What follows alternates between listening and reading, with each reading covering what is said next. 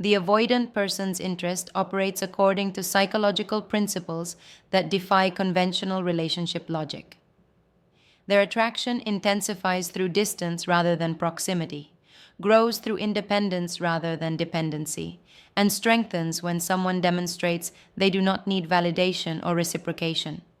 Attempting to regain their interest through typical methods of increased attention, emotional expression, or pursuit inevitably triggers their withdrawal instincts and confirms their belief that closeness leads to suffocation.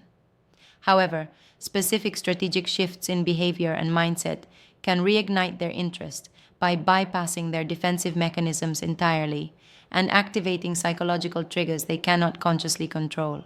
Step 1. Complete emotional withdrawal and authentic detachment. The first step involves completely ceasing all contact, pursuit, and emotional investment in the avoidant person's attention or validation. This withdrawal must be genuine rather than strategic manipulation, stemming from authentic recognition that self-worth cannot depend on someone emotionally unavailable. The shift requires redirecting all energy previously spent analyzing their behavior, hoping for change, or seeking their approval toward building a genuinely fulfilling life independent of their presence or validation. This authentic detachment creates a psychological void where the avoidant person's sense of control and superiority once resided. They begin experiencing the anxiety and uncertainty they typically inspire in others, wondering whether they still matter to someone whose world has expanded beyond them. The absence of pursuit forces them to confront their own feelings without the distraction of someone else's emotional intensity clouding the dynamic. Their nervous system, no longer triggered by pressure or demands, can finally access genuine curiosity about someone who has become psychologically unavailable. The withdrawal must be maintained with absolute consistency, avoiding any behavior that signals continued investment or hope for reconciliation. Every instance of reaching out, checking their activity, or responding eagerly to breadcrumbs reinforces their belief that their interest remains secured regardless of their behavior. Complete absence creates space for them to experience loss, missing someone, and genuine desire rather than the entitled assumption of perpetual availability. Step 2. Visible transformation and radical self-investment. The second step involves dramatic personal transformation that becomes visible through natural channels without deliberate display or performance.